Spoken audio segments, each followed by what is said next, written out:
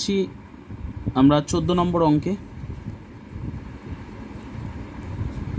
14 নম্বর অঙ্কে কী বলেছে, sec square theta plus tan square theta is equal to 13/12 বলে দিয়েছে। আর তোমাকে মান বের করতে বলেছে sec to the power 4 theta minus tan to the power 4 থিটার ভ্যালু বের করতে বলেছে। তো এইটাকে আমরা লিখতে পারি সেক স্কোয়ার থিটা তার whole square minus tan square theta তার হোল স্কোয়ার। তাহলে এটাকে যদি এ ভাবি আর এটাকে যদি বি ভাবি, তাহলে এ স্কোয়ার মাইনাস বি স্কোয়ারের ফর্মুলা কি? এ প্লাস বি আর এ মাইনাস বি। দেখো তো ব্যাপারটা বুঝলে কি না? সেক টু দি পাওয়ার 4 থিটাকে সেক স্কোয়ার থিটার হোল স্কোয়ার লেখা যায়, কারণ ব্র্যাকেট থেকে বের করলে 2 দুগুণে 4ই তো হবে, এদিকেও 2 দুগুণে 4 হবে। কিন্তু এইটাকে যদি আমি এ ভাবি মনে মনে সেক স্কোয়ার থিটাটাকে, তাহলে এ স্কোয়ার মাইনাস এটাকে যদি বি ভাবি তাহলে বি স্কোয়ার। তাহলে এ স্কোয়ার মাইনাস বি স্কোয়ারের ফর্মুলা কি? এ প্লাস বি, যেখানে এ বলতে সেক স্কোয়ার থিটা, বি বলতে ট্যান স্কোয়ার থিটা, তাহলে A plus B into A minus B. এবার বিষয়টা হচ্ছে আমাদেরকে already sec square theta plus tan square থিটার ভ্যালু বলে দিয়েছে 13/12 ইন্টু আমরা এর মান অলরেডি জানি sec square theta minus tan square theta is equal to 1, কারণ এটাই সূত্র। তাহলে এখানে লিখে দিতে হবে মান বসিয়ে পাই। তাহলে 13/12কে 1 দিয়ে গুণ করলে 13/12ই হবে। কমপ্লিট। এবারে আসছি আমরা 4-এর 1 নম্বর অঙ্কে। 4-এর 1 নম্বর অঙ্কে কি বলেছে দেখা যাক। বলেছে পিকিউ আর ত্রিভুজ আঁকি, সমকোণী ত্রিভুজ অবশ্যই করে। পিকিউ আর ত্রিভুজে কিউ বলেছে সমকোণ, অর্থাৎ কিউ এর মান হচ্ছে 90 ডিগ্রি। এবার বলেছে পি আর বলে দিয়েছে √5, পি আর এর মান √5 বলে দিয়েছে। আর পি কিউ মাইনাস আর কিউ এই দুটো বাহুর অন্তর মানে বিয়োগফল বলে দিয়েছে 1 হলে কস পি মাইনাস কস আর এর ভ্যালু বের করতে। কিসের ভ্যালু বের করতে? কস পি মাইনাস কস আর। এবার একটু লক্ষ্য করো, এই যে পি বলেছে, আমি বলেছিলাম যে কোণটাকে বলে দেবে সেই কোণটার সাপেক্ষে তার বিপরীত বাহুটা হয়ে যায় লম্ব, আর তার সাথে যুক্ত যে বাহুটা সেটা হচ্ছে ভূমি। এটা বুঝতে হবে কিন্তু। কি বললাম? যে কোণটা দেখব তার বিপরীত বাহুটা হবে লম্ব হিসেবে ধরবো, আর তার সাথে যুক্ত বাহুটাকে আর ধরবো ভূমি, কারণ অতিভুজের কোনো চেঞ্জেস নেই। তুমি এই কোণ ধরে করো আর এই কোণ ধরে করো, অতিভুজটা ফিক্সড। এই কোণ ধরে করলে এই কোণের বিপরীত বাহু তখন এটা লম্ব হয়ে যাবে, এটা ভূমি হয়ে যাবে। আর যদি আমি এই কোণটা ধরে করি তাহলে এর বিপরীত বাহু হচ্ছে কিউ আর হয়ে যাবে লম্ব, আর পি কিউ হয়ে যাবে ভূমি। তাহলে কস মানে আমরা জানি ভূমি বাই অতিভুজ, তাহলে এই কোণের ক্ষেত্রে ভূমি হচ্ছে পি কিউ, তাহলে পি কিউ বাই অতিভুজ কি পি আর মাইনাস কস আর এই কোণের সাপেক্ষে ভূমি কিন্তু এইটা, কারণ এই কোণের সাপেক্ষে এর বিপরীত বাহুটা হচ্ছে লম্ব। তাহলে এখানের ক্ষেত্রে ভূমি বাই অতিভুজ করলে, কারণ কস তো ভূমি বাই অতিভুজ, তাহলে Q R by P R. এবার লক্ষ্য করে দেখো, এদের লসাগু করলে পি আরই হবে, তিনটে মিলে গেলে আমরা ডাইরেক্ট উপরে যেরকম আছে P Q minus Q R লিখে দিতে পারি। তাহলে P Q minus Q R এর ভ্যালু তো অলরেডি 1 বলে দিয়েছে, তাহলে 1 লিখে দাও। আর পি আর এর ভ্যালু কত বলেছে? √5 বসিয়ে দাও, মান বসিয়ে পাই লিখে দাও, মান বসিয়ে পাই। তো এটাই তো ভ্যালু জানতে চেয়েছে। সুতরাং cos P minus cos R is equal to 1/√5 লিখতে পারি, কোনো সমস্যা নেই। নেক্সট অঙ্কে যাই এবার, 4-এর 2 নম্বর অঙ্কে। 2 নম্বর অঙ্কে কি বলেছে? এক্স ওয়াই জেড,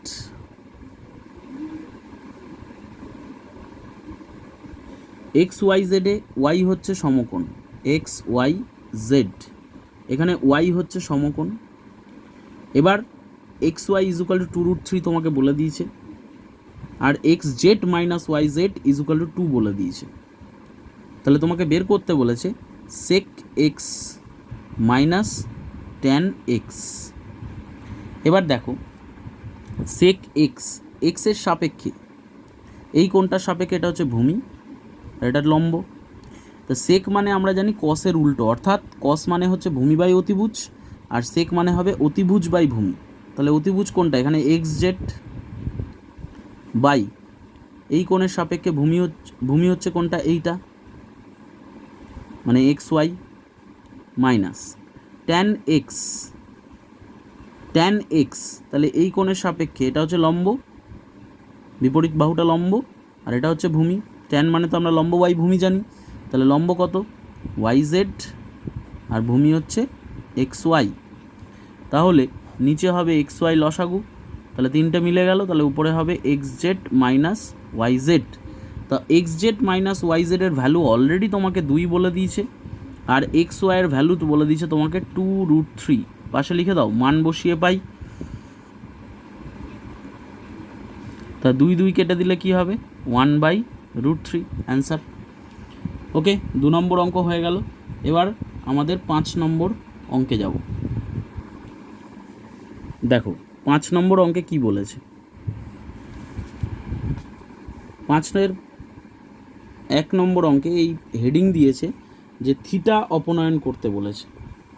ঠিক আছে, এর মানেটা কি, থিটা অপনয়ন করতে বলেছে মানে থিটাটাকে বাদ দিতে হবে। আচ্ছা কি বলেছে দেখি, এক্স ইজুকাল টু বলেছে তোমাকে 2 সাইন থিটা, আর কি বলেছে ওয়াই ইজুকাল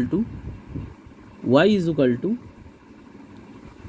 কত, 3 কস থিটা। তো আমি এখানে লিখতে পারি x/2, এই 2টাকে নিচে লিখলাম, ইজুকাল টু সাইন থিটা, আর এখানে y/3 equal to cos theta. লিখতে পারি তো, হ্যাঁ কি না? তো আমরা জানি সাইন থিটা আর কস থিটা দিয়ে কি সূত্র জানি, আমরা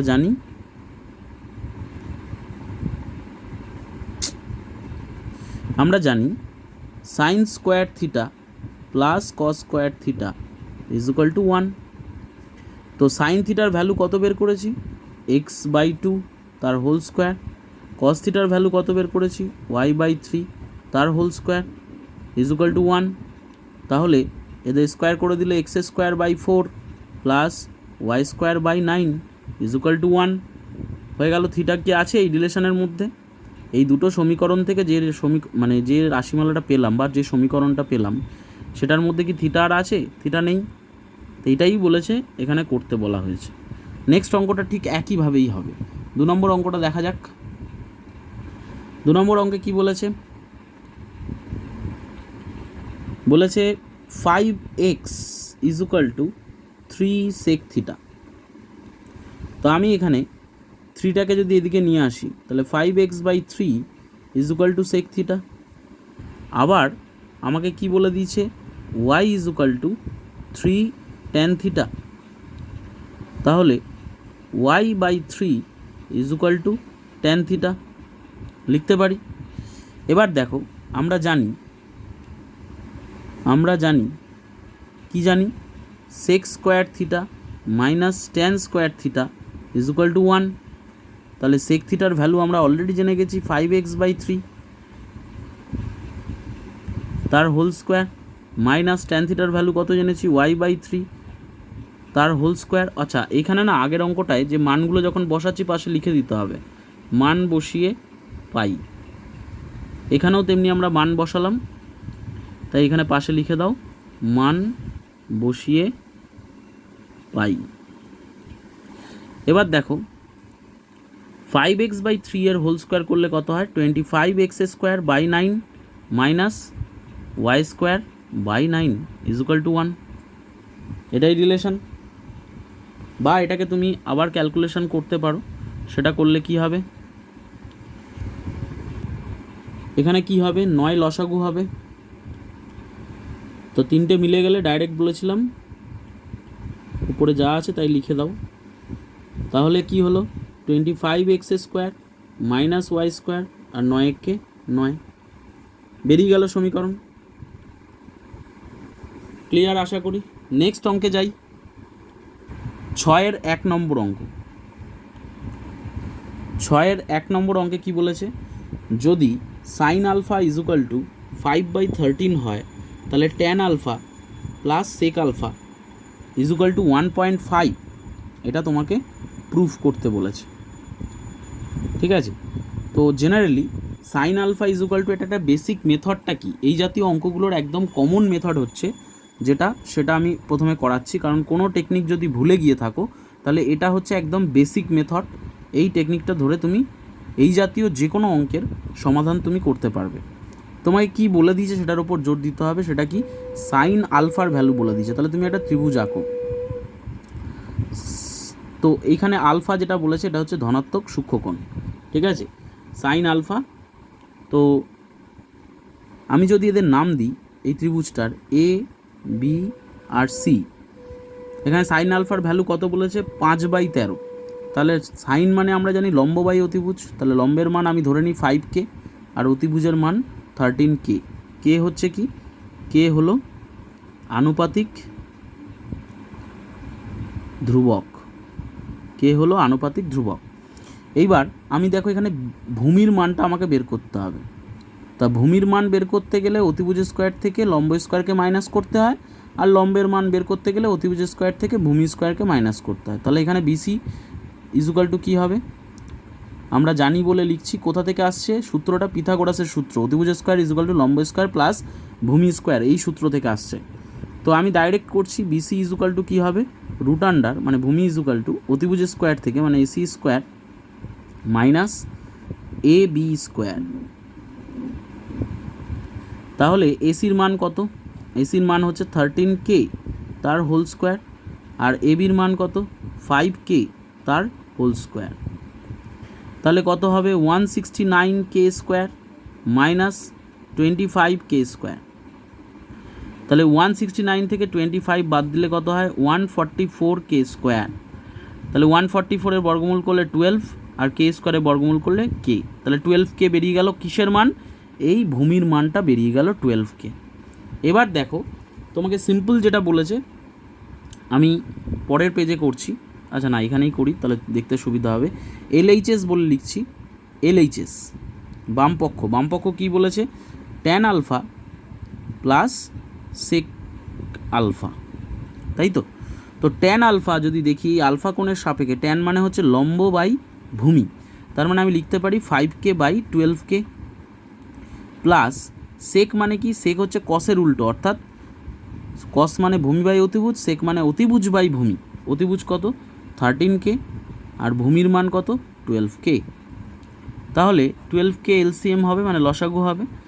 তাহলে তিনটে এরকম মিলে গেলে উপরে জাস্ট যোগ করে দিও, তুমি 5K আর 13K যোগ করে দিও, বসাতে পারো বা এরকম লিখে দাও। তাহলে কত হবে 18K/12K। এবার কে কেটে গেল, তো 18 আর 12-র মধ্যে যদি 6 দিয়ে কাটি তাহলে কত হবে 3 × 6 = 18, 6 × 2 = 12। তাহলে 3/2কে করলে ভাগ করলে হয় 1.5, ঠিক আছে 1.5। তো তোমাকে RHS-এর ভ্যালুও তো তাই বলেছে, 1.5ই বলেছে। তাহলে সুতরাং LHS সমান RHS প্রমাণিত বা প্রুভড, ঠিক আছে।